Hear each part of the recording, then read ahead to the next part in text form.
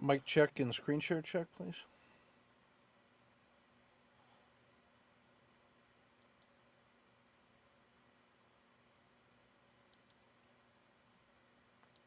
All right, good evening, guys. Ken at Tortoise Capital, Nightly Strategy Podcast for November 9th, 2023. Very instructive day. Um, we just completed the Foundations Q&A for today's debrief, and I went through 4 different intraday trades bar by bar, which was worth the price of admission. I'm going to show those charts, but if you want to get the full value of it, you should take the Foundations course and listen to the replay that's embedded in there. It'll be worth the entire price of tuition. So this is how I know that Jim Carroll read the book. Let's see where it is. Hold on. Annotate.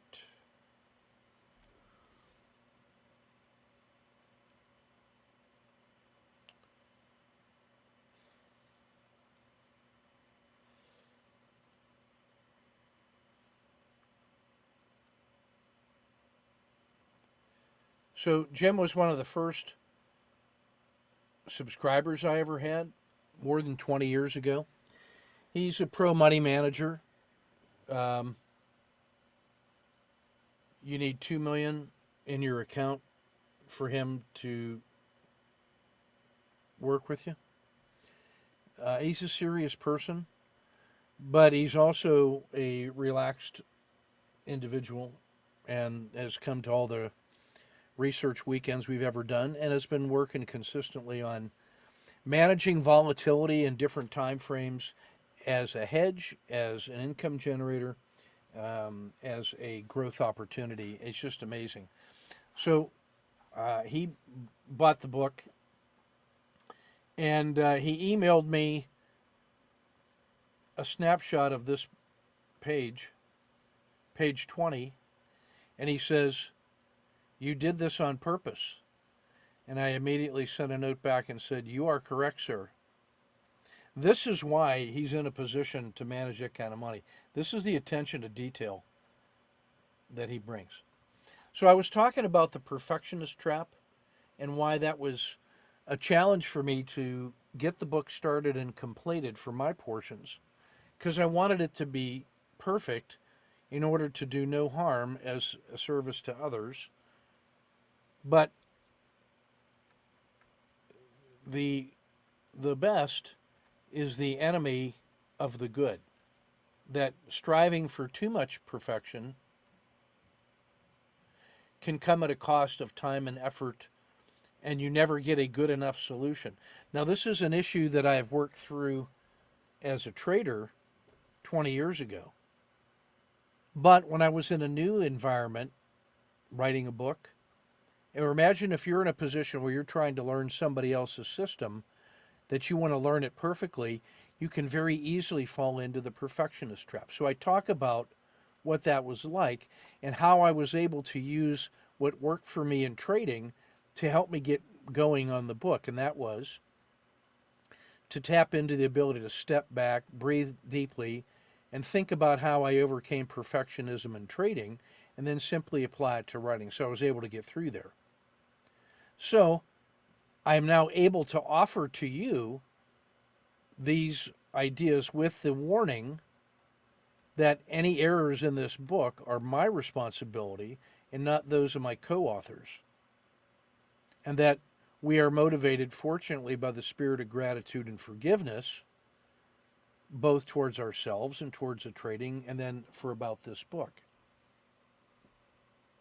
So in the book I wrote, I'm thankful for the patience of my fellow co-writers,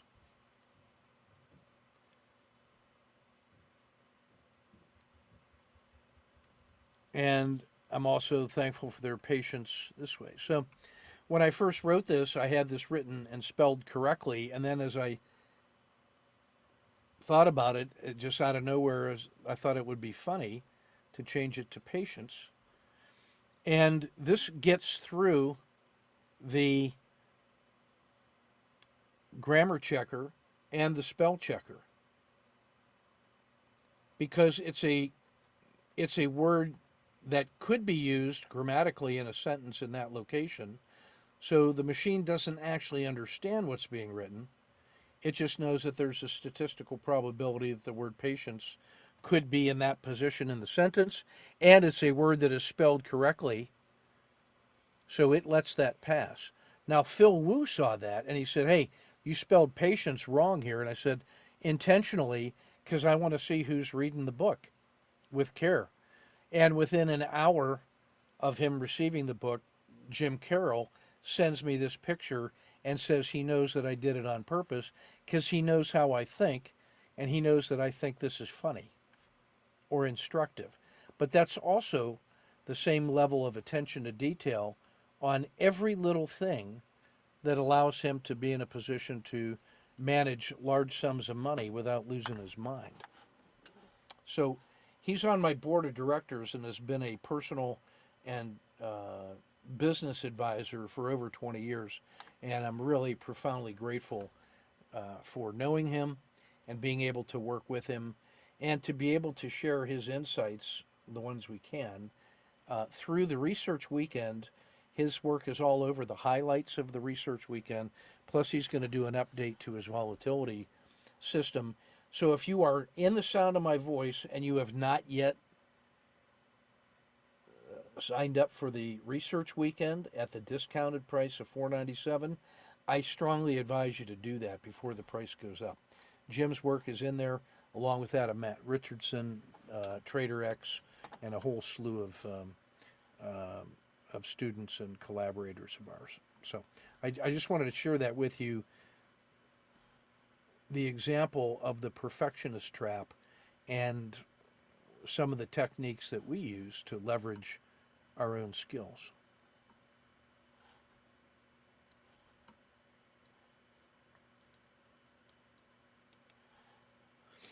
Let's jump into the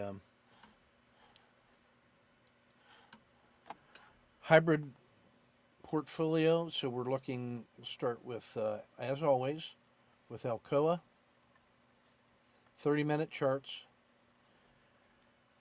Today was a caught a 2 entry to the downside at the PSAR flip. The bottom just fell out of it and it closed poorly. So we are holding 1, 2, 3R on one position overnight. And I like the cushion. AI, same thing, 3R, but raised cash. And the difference between those two is that Alcoa is subject to a lot of different owners and people that might want to play the momentum on the downside. So there could be a lot more downslide from market weakness in Alcoa, whereas AI is much more narrowly traded and is more subject to sharp reversals for gaps. Amazon. Collapsing Dragon, 1R, no overnight risk.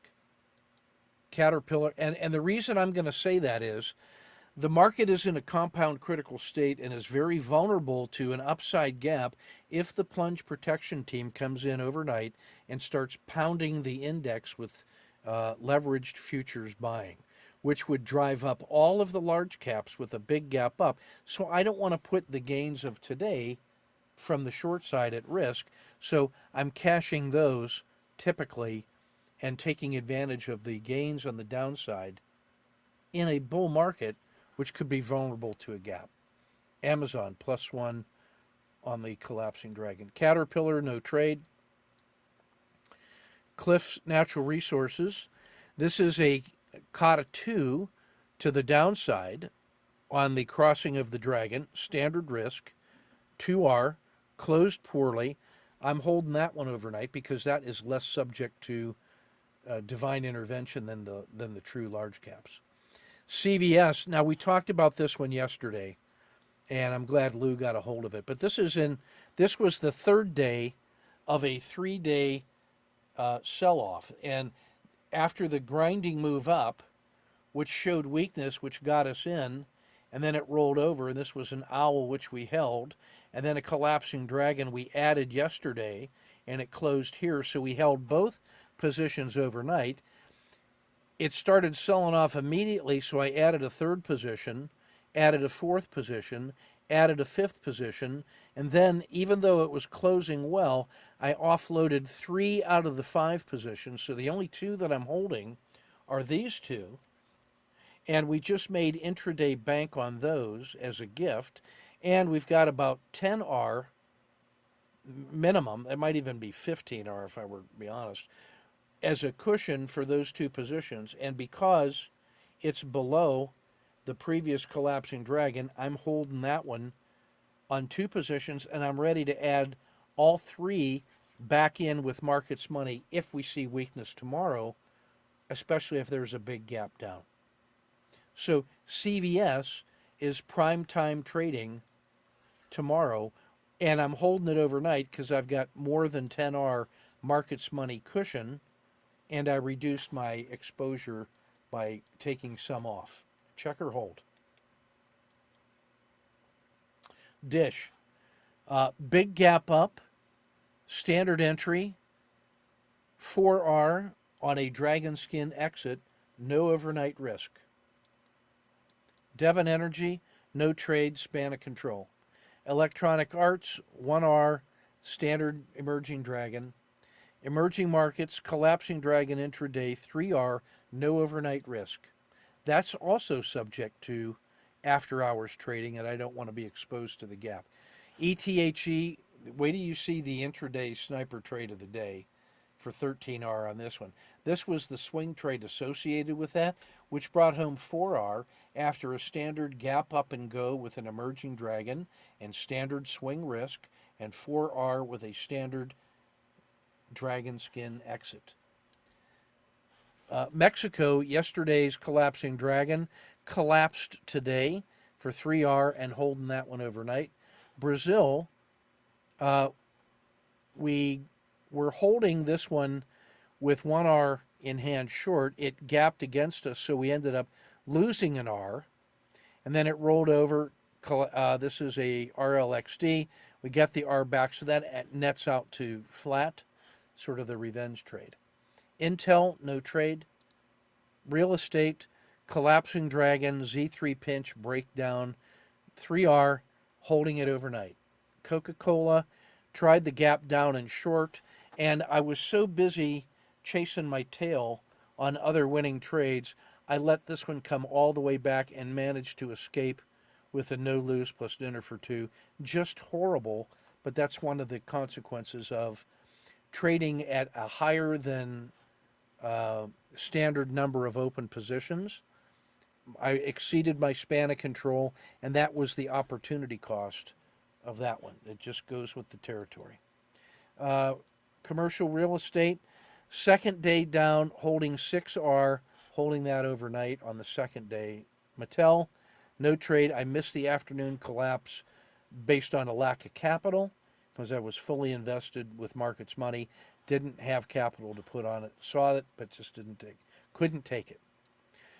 You got to have time, will, pattern, and money. I had time, will, and pattern, just no money to be on the short side. So, good problem to have. McDonald's, collapsing dragon from yesterday continued, and we took the 2R gains at the close because it didn't show sign of panic selling. Wasn't enough of a cushion to hold it overnight. That's also one that could very easily be bought overnight and then have an adverse gap. Merck, on the other hand, was a collapsing dragon that got smashed for 4R and closed poorly and closed right at the test of the support level. So I'm expecting more weakness tomorrow. Microsoft scratched yesterday's COTA 2. Marijuana, no trade. NVIDIA covered yesterday's emerging dragon for 4R. No capital for the short side trade and had better things to be short, like clean energy, which was a continuation short on a like a hybrid frog entry here at the edge of the dragon skin. Standard risk. collapsing dragon second position, 4-hour battle drill third position, then exiting at the bottom of the day just because I needed to raise capital and reduce the overnight risk. But that one was a good trade. And that's the swing version of it. Rivian, total Hulk smash on this one. Collapsing dragon, second position, 2-hour battle drill, cleared 8R on a weak close. This was one that I really thought about holding overnight. I wanted to hold it overnight so bad that I didn't because I was too emotional about it. Notice that the 5-day sideways chop resolved to the downside and closed poorly, and this was the source of all that midday crushing of these large caps, and that led to intraday big gains on the short side, including one in treasuries. As soon as it comes up on the screen here.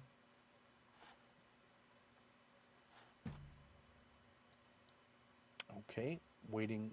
Let's go try treasuries again. Yeah, treasuries, the Caught 2 short on a crossing of the Bollinger Band mean for 2R as a gift in treasuries. I only take them intraday. Tesla, we basically scratched the Caught 2 from 2 days ago, which was in the money yesterday and the day before, but we held out for more, ended up scratching. Collapsing dragon for 2R, intraday, no overnight risk, no trade in U.S. steel. So a really good day.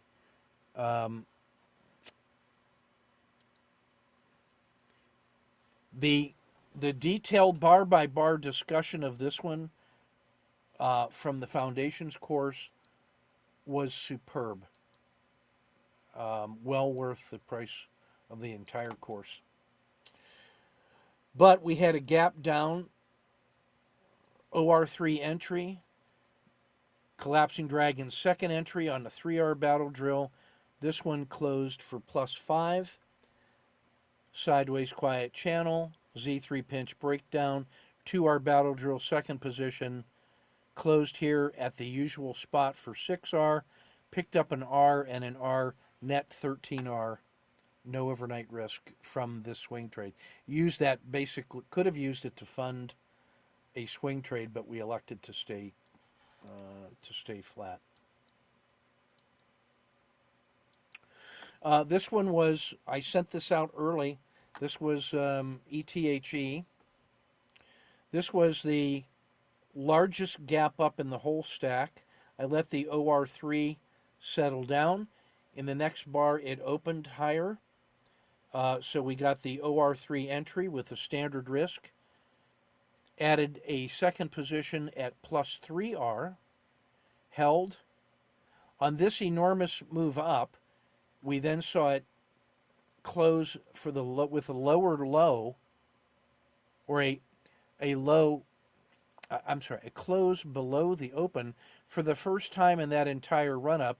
So we raised our stop to the edge of the dragon. Then the RL10 rolled over, exited here. This one brings in 11R. No overnight risk.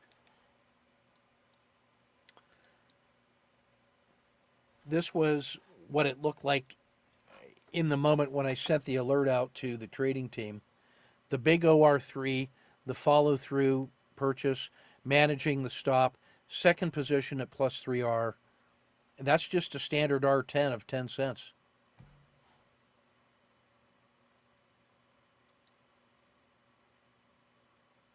This is Disney, and Disney, you can see from yesterday's visual box trading, that's how narrowly it trades when there's no directional movement.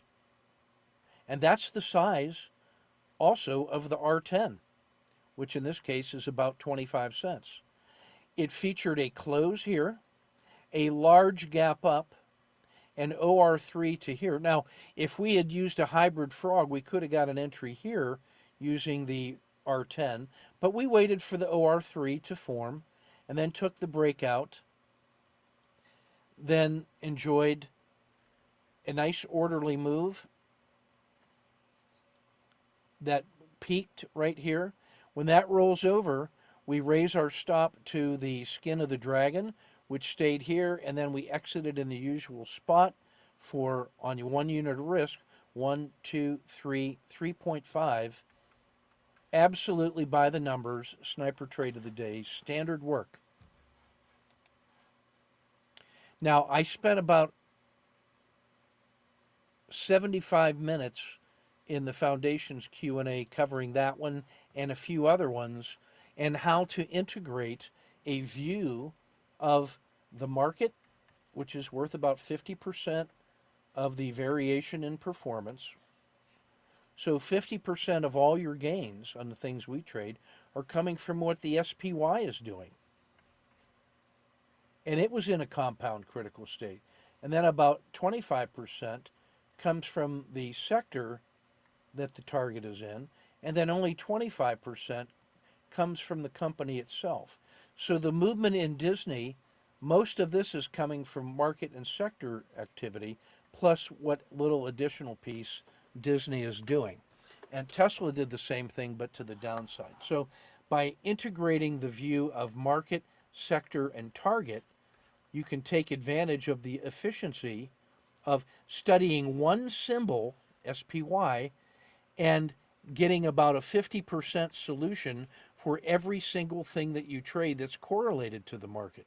And then by studying 9 sectors, you get an additional 25% information on all the things that we trade that are correlated with markets in one of the sectors.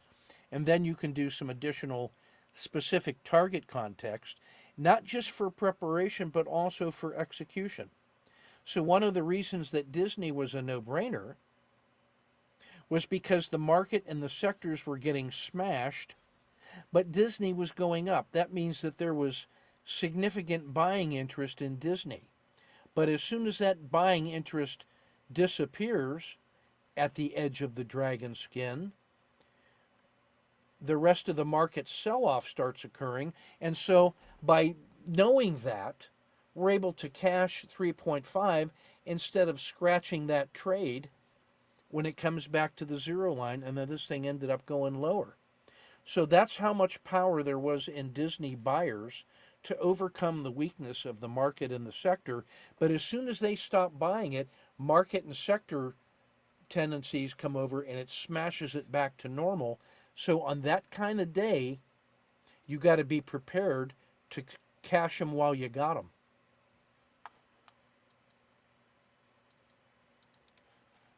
Let's take a look at the traders today. They did some really great work today.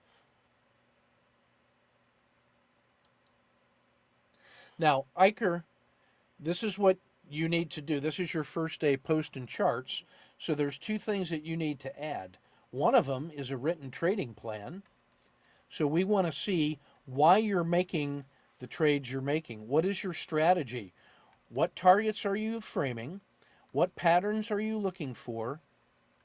And what is your stalking that tells you how you find the movers, and then how you get a directional bias, and then what patterns you're trading, so that we can determine if you are trading according to your plan or if this was just impulsive action. The reason I think that you need to do that is because when this trade doesn't work, you have a short signal right here on a COTA 2 and another one here, and there's 2 nice trades to the downside, plus an SSC entry that it's one of our basic patterns that should get you into Apple right there. So I need to know if those are patterns that you're looking for, and you need to tell us so that you can tell us, are you following your trading plan, or are you becoming overcome by events? And then you need to add also a daily after action review that evaluates your performance on planning, prepare, execute, and assess. You can see the examples of that in the room today. Briefly, this is good reentries, but we're slow on getting the reentry. Here's what I mean. This one should not be getting us out. But if we do, we should be getting in either here or here. This is a little bit late. And then when this reverses, we should be getting in here rather than there. And then you'll make more money on that. And then I wonder why we didn't re-enter here and why we're not getting this with a collapsing dragon second entry and 2R battle drill there. So those are some of the things on my mind. Like short SSC, cash here, we should be getting that trade. We could be short here, scratch, re-enter here, cover. So there's opportunities in this trade, and I need to know from your markup, are you seeing those patterns? And the only way I know you're seeing them is if you label the patterns after the fact that you see now, and maybe you didn't see them during the day. And I want to know, why didn't you see them during the day? Or, was this a decision you saw them but you decided not to take them for good reasons? So that's part of the write-up that you want to put in on your charts so that you can adopt a coach's eye and not just talk about the trades and the result, but we're interested in your process so that we can coach you on all of the plan, prepare, execute, and assess model, and not just specifically what happened, but some of the planning and prep. And then as you write up notes to yourself, we're taking a look at your development of the coaching eye, which is the assessment phase. And that makes you a better accountability partner, and it will allow you to see more things during the day when the trade is live.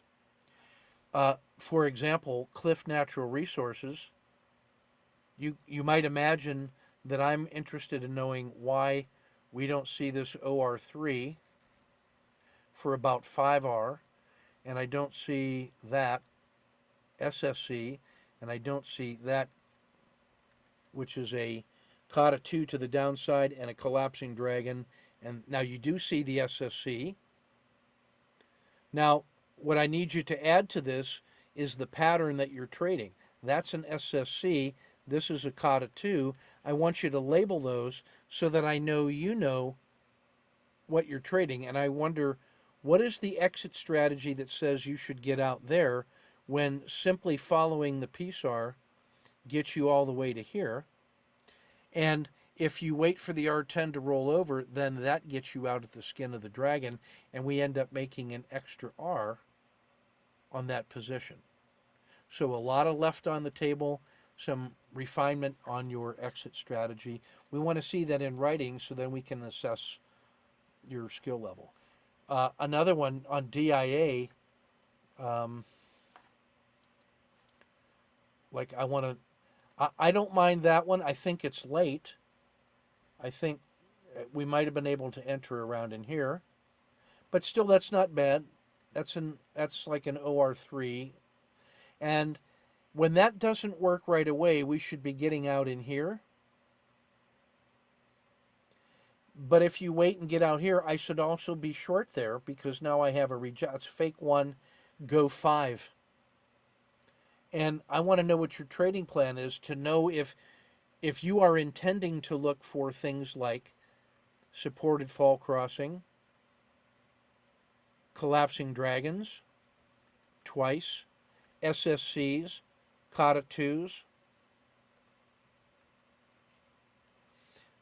so that we can determine if you're seeing them and deciding not to take them, or if you're not looking for them. And that's what the written trading plan will help us do.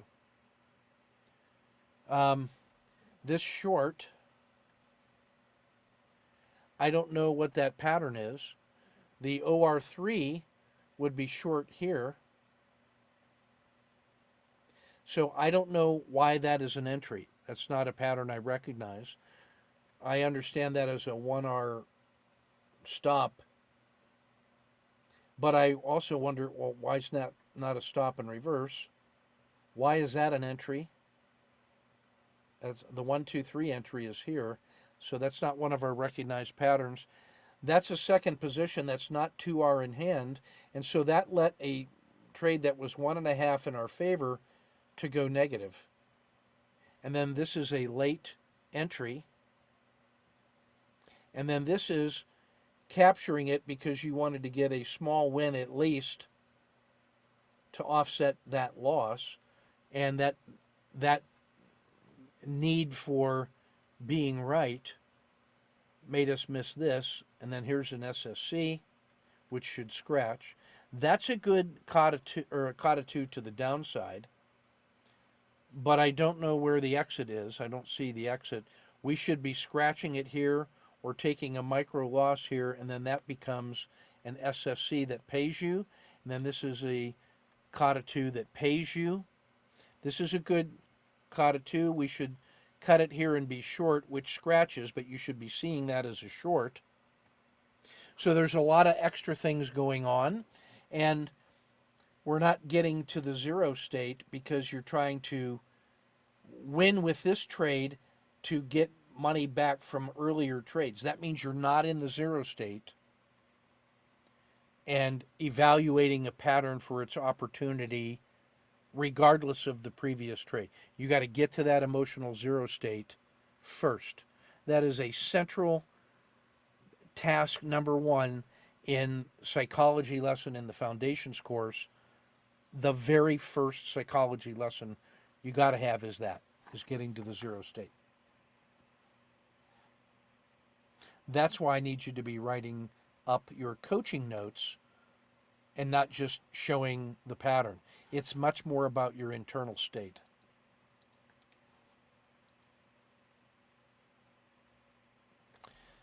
This exit over here is fear of missing out because this one fit. You were half an R to the win, and then it turned into a 1R loss. And then when you had the smallest win possible, you cashed it in order to have a winning trade, and that misses all of this, whereas a simple PSAR stop captures the entire move for 1, 2, 3, 4R and makes all the difference in the whole day. So I'm making the point that psychology matters. This is Lou on CVS, who paid attention last night to the specific framing of CVS and there's the signal to switch, but that was at the close. So he gets the OR3 entry, 2R battle drill, 4R battle drill, covers at exactly the right spot for 9R. And yeah, the target we said last night is 67.50. That wasn't all bad.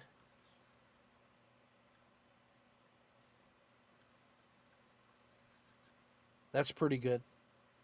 And proper use of the signal, the risk management, the prudent use of markets money to build a position, increment in, then all out, and you're good to go.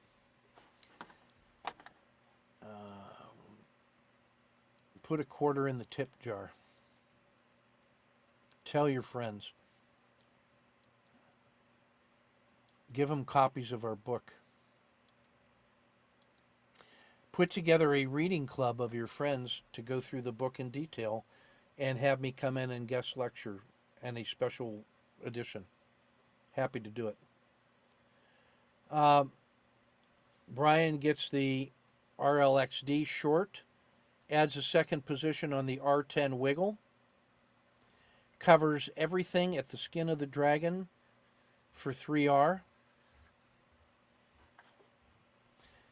He was distracted, and that's the price of being distracted, missing that trade. So do better. Kidding.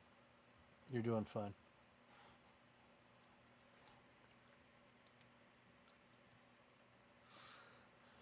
Hamad, this should be a stop and reverse, which it is, and he nails it. Gets paid. Micro losses, and then doesn't take the last trade, but still brings home an R in the Forex. George, Love this. I think it gave back too much, but you can see how fast that market bails when when it gives up the ghost, right?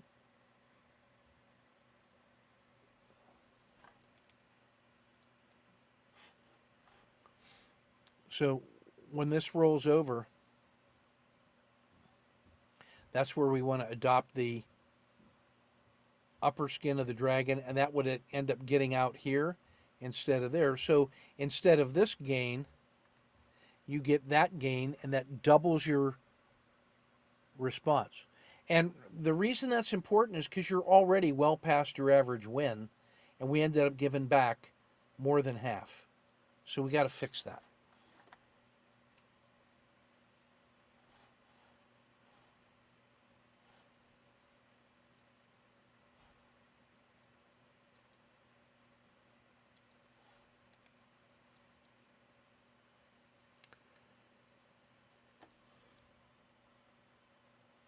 Maybe this is span of control. Oh, also a problem with the trading software, so that will happen.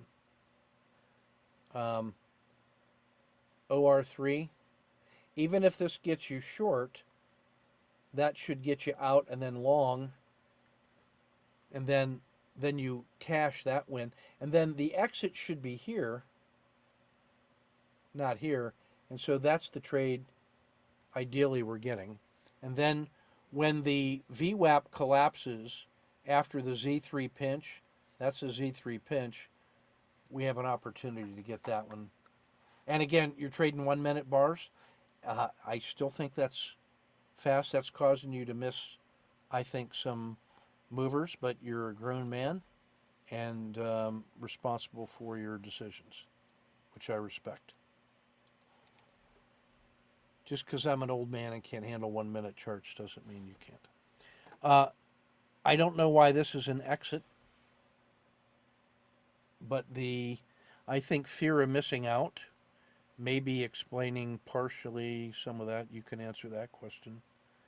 But why that's an exit, and if that's an exit, why this isn't a re-entry. This is the collapsing dragon R10 wiggle and reverses to here. This is a reasonable effort. But remember, the PSAR is still holding. So when that doesn't, when the R, notice the R10 is not even flinching. So somewhere in here, we got to be getting the re-entry. This is just fear of missing out. The VWAP is falling. The river is falling over. The R10 is down. The dragon is down. That is such a clear downward trend that we got to get. We can't be getting noised out of that. The R10 is your price, not the stick figure of the wick.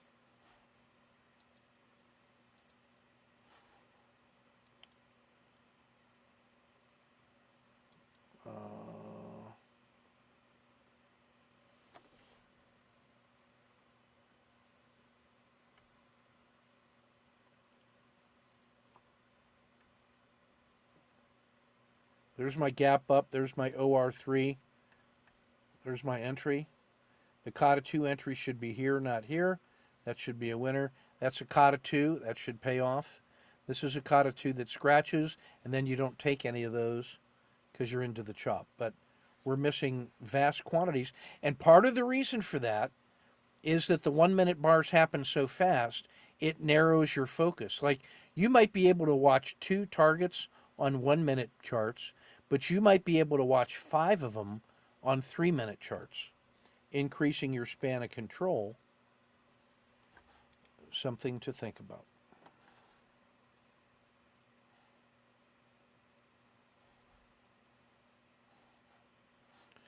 That's also the cost of a 1 hour trailing stop as opposed to the Uwe exit or the PSAR trail. It cuts off sharp moves early, and so that means you got to have um, a re-entry mechanism, like a Kata 2. That's a clear Kata 2. Um, collapsing dragon where the Bollinger Band mean is being crossed, and another collapsing dragon here, and a collapsing dragon here. Uh, there are signals galore in there, and I still think the 1 minute bar is too many. It's too fast. This is Kurt with 2.7 on Tesla, just getting the second leg, not even taking the first leg, but that's a nice day at work. That's a reasonable entry on Walmart, although we missed the collapsing dragon and OR3 on the downside, and we stayed too long on the on this SSC. And so a way to think about that is this: you have leg one, it held. Leg two, when this rolls over, the top of the dragon, or at least the bottom of the dragon, are justifiable targets to exit as opposed to this one. And then if you look at the amount that you gained, you gave back two, and you kept 1/3 and gave back 2/3. So on the SSC, which we don't believe in, get paid. And then our short, oh, and it comes right back to where you would expect. So that's the target when you take that short. This is where it crosses the Bollinger Band mean. So your exit was actually a signal to enter. And then you have another clear exit after the bottoming out of the RL10. You take the dragon skin, and now here's your SSC, and we may be able to participate in that. Although, to be fair, there's enough chop in this thing that we don't get that in one smooth bit. But preserve more of this, take advantage of that, get well started on this. So 3 areas of improvement.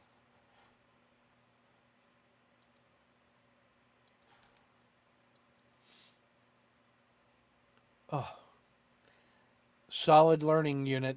Yeah, okay, but let's also make money while we're learning. Let's get paid to learn. So even if you take the Kata 2, you might have done this.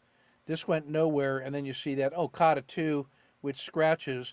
Then when it crosses the Bollinger Band mean, or that's the signal I think you have to see, because that is a new low of the day.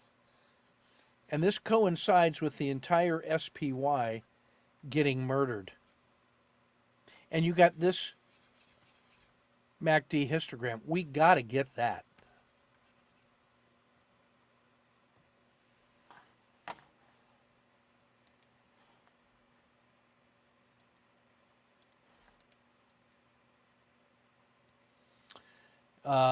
Tell your dad to pick the time and place of going to the dentist. So he's at the dentist, misses that move.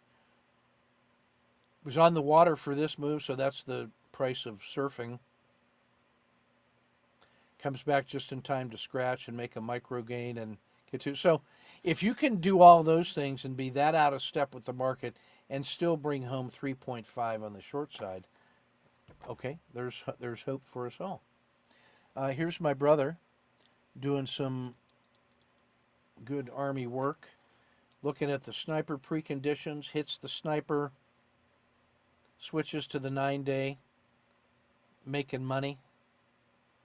Hey, Ken, can you hear This me? is the 9-day in GE back in last December when it first started, and he's been slowly building this position with the 2R battle drill. He switches to the 9-day in here and doesn't get an exit signal till all the way up in here, and brings home 15R on this core multi-month position and brings home 12 grand on reasonable capital, over 50% gains. That So pays for the entire course 3 times. That trade. I don't know if Ken can hear me, but this is It would pay for 2,000 copies of the book to give to your 2,000 friends. That's a little foreshadowing of the next course. Just a minute. I hear you squeaking in the background. I don't have my ears on. Hold on. Good. Say again, brother. Sorry. Well, those things, that's a little foreshadowing of when I re-release the classes in Rizuku. I'm going to have the basic sniper course, but then that's going to be, I'm working with Phil and Griff. what's his name? Griff. No, Chris White. Chris White At Edge Radio. on running the back test on that 3.9 system. Yeah. So that's going to be designed differently because Chris White is asked me, hey, why are you doing 3 and 9 days? I said, well, reasons. So that is designed for when you guys are, you're just not seeing trades and you wanted, hey, I have Plus, you have some not markets money that you want to just put in yeah, a longer term and let it earn its yeah, own right. Yep. yeah.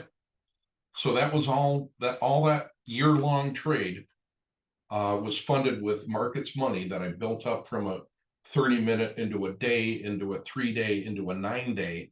And then as I went along and added those other positions, that was also funded with markets money. So that was 12 grand free. Yep. So just saying. And your money worked for you. That's Yep. what you do. Thank you, sir. This is the daily report. Market in a compound critical state. The R10 is rolling over. This was the first day of selling from those 7 to 10 days. This was an abnormally good move. The first day of weakness, there's going to be a lot of pressure to protect that. So you could see a volatile move down. You could see buy on dip opportunities for volatile move up. So tomorrow is a prime time trading day, as we covered in excruciating detail in the foundations course before this meeting. We noticed that the previous signals of this is failure to fail. So after these abnormal 3 large directional moves that featured these big gaps in the market, then it sold off on Monday to this level, but then it had higher lows, higher closes, higher highs until today when it gapped here and then sold off to here. It barely held on, but now this is vulnerable to large sell-off. So this is a compound critical state for tomorrow, which could be a big sell or a big bounce, depending on where the big money wants to go. There's a lot of big money that wants to bring in buying pressure with leverage to lock in these gains and create the narrative that this is a recovering market. So there's a good chance of a big up move tomorrow. At the same time, if that big money only wants to preserve the gains of this extraordinary move up, then there's a lot of selling pressure tomorrow. That makes tomorrow prime time for intraday trading, and why you got to have no directional bias and ready to go as soon as it breaks through the skin of the dragon after the R10 rolls over. That's a dragon skin exit, which is also an entry signal to the short side.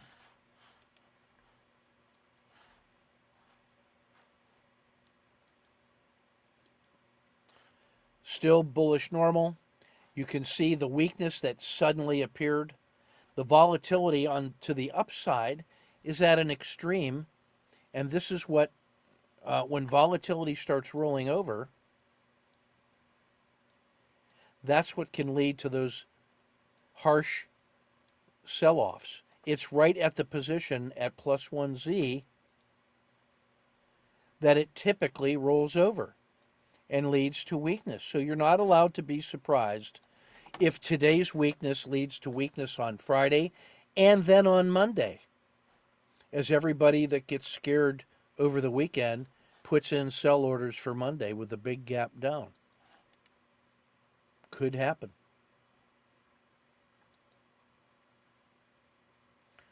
I want to go right to this one, this sniper auto framer.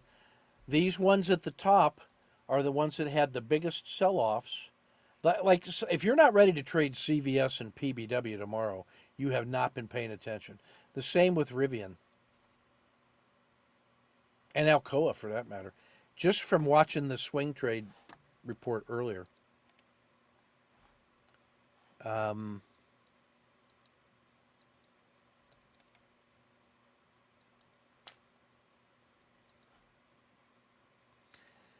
this shows you how broad the weakness was today. Everything got smashed, with the exception of Boeing and gold. So, word to the wise for tomorrow's potential weakness. Look at, and then if you just look at this one, this is just another way to see exactly what I've been saying, and which I covered extensively in the foundation's Q&A today. Like this was an abnormally large sell-off. This was an abnormally large 10-day move, which then has gone sideways, and today was the first day of selling.